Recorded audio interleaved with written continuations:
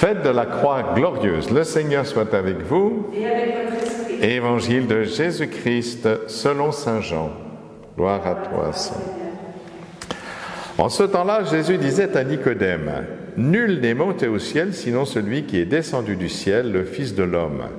De même que le serpent de bronze fut élevé par Moïse dans le désert, ainsi faut-il que le Fils de l'homme soit élevé, afin qu'en lui tout homme qui croit ait la vie éternelle. Car Dieu a tellement aimé le monde qu'il a donné son Fils unique, afin que quiconque croit en lui ne se perde pas, mais obtienne la vie éternelle.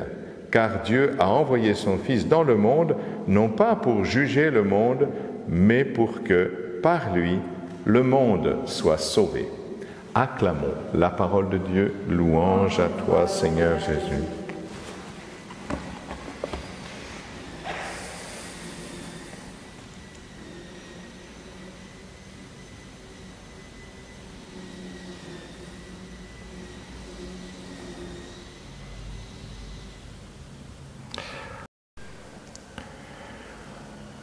Nous fêtons la croix glorieuse. La croix glorieuse, mais c'est un oxymore. Qu'est-ce que c'est qu'un oxymore? C'est deux termes contradictoires. La croix, c'est une abomination. La gloire, c'est une exaltation. Alors, comment peut-on mettre ces deux termes ensemble?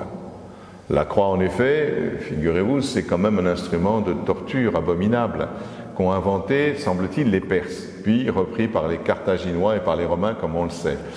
Voilà, comment c'est possible, comment est-il possible que les hommes puissent avoir autant de perversion pour faire mourir leurs semblables dans d'aussi atroces souffrances? C'est quand même une question.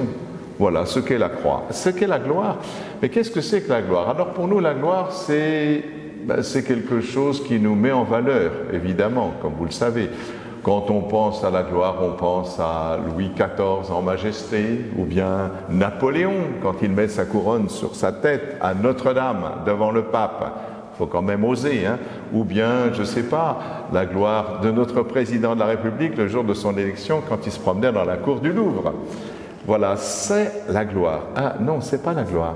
Non, c'est la gloriole. C'est pas la même chose.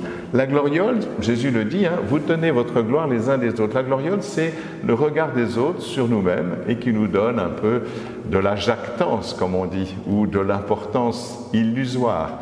Non, je crois que la gloire, c'est autre chose. La gloire, elle n'appartient qu'à Dieu. D'ailleurs, les anges chantent la gloire de Dieu. Les anges ne chantent jamais la gloire des hommes. Non. Et la gloire, c'est ce qui est propre à Dieu. Mais qu'est-ce que c'est que la gloire de Dieu? Eh bien, la gloire de Dieu, je pense que c'est la contemplation amoureuse de Dieu, ou plutôt la contemplation de l'amour de Dieu. Ça, c'est ce que font les anges, et c'est ce que nous faisons aussi d'ailleurs, parce que sur la croix, qui est un instrument abominable, Dieu est venu, et ce qu'il nous a montré, c'est jusqu'à quel point il nous aimait. Et c'est cela que nous contemplons. Nous contemplons l'amour du Christ qui est sur la croix, qui a accepté de donner sa vie dans des conditions aussi abominables, par amour de chacun d'entre nous. Voilà ce qui est la gloire de Dieu. Et quand nous contemplons le Christ sur la croix, eh bien, véritablement, frères et sœurs, nous contemplons la gloire de Dieu, c'est-à-dire nous contemplons son amour infini. Voilà ce qui est important. Alors, bien sûr, je vous conseille de mettre une croix chez vous pour vous rappeler justement de quel amour vous êtes aimé.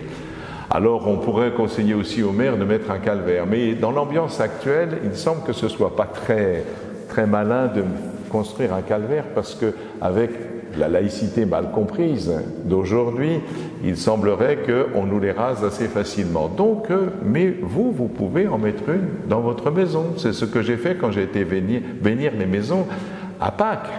Les gens qui sont avec moi avaient fabriqué de très jolies croix et nous laissions une croix aux gens pour se rappeler que leur maison est bénie, se rappeler en contemplant cette croix de quel amour ils sont aimés. Et puis, frères et sœurs, c'est vrai que nous-mêmes, nous nous promenons avec des croix. En voilà une.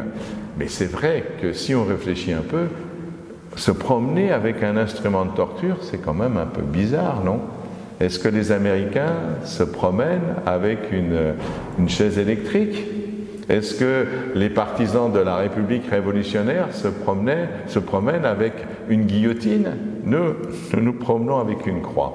Parce que justement, cette croix, ce n'est pas d'abord un instrument de torture, c'est qu'un instrument de torture inventé par les hommes peut venir le plus bel instrument de l'amour de Dieu. Voilà ce que veut dire la croix glorieuse. Bon dimanche, frères et sœurs.